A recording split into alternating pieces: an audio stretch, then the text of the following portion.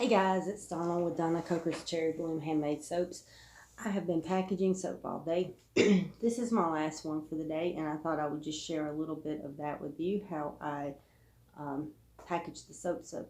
So the first thing that I do, and I do have this, it's a beveler and a planer. However, I find it quicker and easier just to use the little potato peeler. It just, to me, it's just so much faster. And I don't really bevel the bottom edges of my soap unless they really, really need it for some reason, because I want you to get as much soap as possible when you get a bar of soap. So just the sides. And so that's how I get it ready to go. So I've already printed my labels. Those are ready to go. And I'm just going to do a couple here just to show you how I do it. So I use a 6x6 shrink wrap bag. And the reason I chose the 6x6 is because a lot of my soaps have piping on top. This one does not, but that's fine because a lot of them do, and I just didn't want to have two different size bags. So place the soap in the bag sideways, this way. And then the first thing I'll do is close the open end of the soap. Sometimes this comes off, sometimes it does not. It's easy to cut if it doesn't. So now I have this, so I'm going to cut the bottom off. Now if this were a soap with a pipe top on it, I would not have to do that. And so now it's ready for shrink wrapping. Let's just do one more and then we'll shrink wrap them. So again, got the smooth top on it.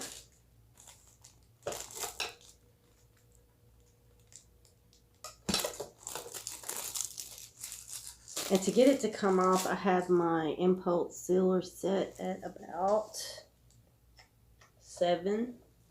So, which is probably too hot, but it works. So it eliminates the step of having to cut it off. And I know it will make you have to change your ribbon more often, do it that way, but it just eliminates that step.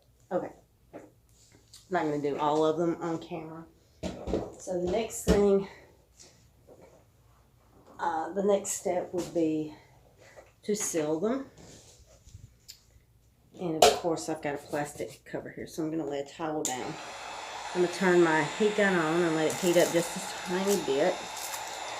And actually, I do need to cut just the smallest little slit in the bottom, just to keep the packages from blowing up, and also so that you can smell the soap. Alright.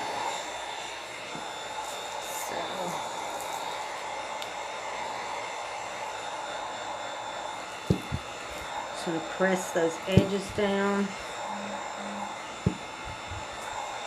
and then I'll go back over the top and then flip it over and do the other side, and it's packaged. Let's see one more. Oh, and you can see the little slit I made on the bottom. Gingerbread cookies. It smells really good.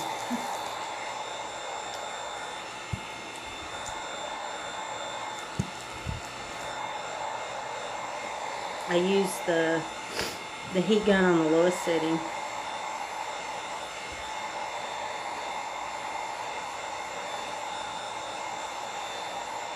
Alright, ready to go. Alright, so I have pre-printed my labels for this.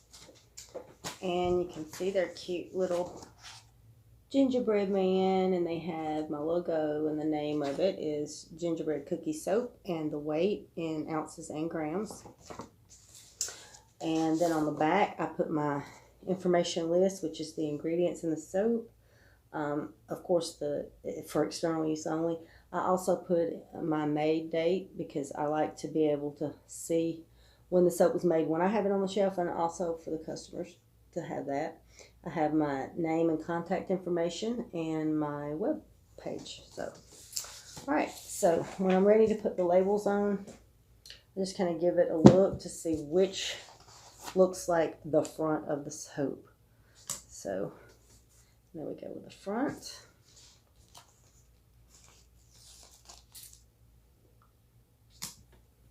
And then we have the back. So the front, the back.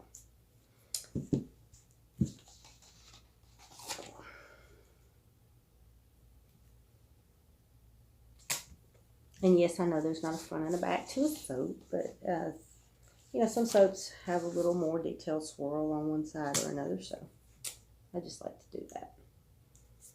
Okay, so then when I'm ready to do my samples, I have my little sample labels. It's just the same label, but instead of the weight, it has sample on it. And so I'll grab my sample bag and put my sample label on. I do not put most of the time the ingredients on the sample bags because I do send a little notes page that tells them where they can go on the website to see the ingredients of any of the soaps. Now if I were leaving these at a boutique or something, of course, then yes, I would need to put my ingredients on it. But if I'm just sending them with the order, you know, it's just easier to do the little disclosure sheet because I have a lot of other things on the disclosure as well. So then, and I have my little sample. So, just lay that over there because I have several more to do.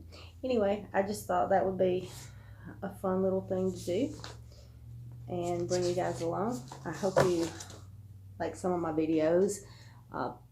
If you do, I hope you'll consider subscribing, and if you hit the bell, you'll get a notification when I upload a video. My Facebook page is now up and going. It's A Cherry Bloom. I have an Instagram, A Cherry Bloom, and my website is, of course, www.acherrybloom.com, and I hope you will connect with me in one of those ways. All right, guys, I'll see you next time. Bye.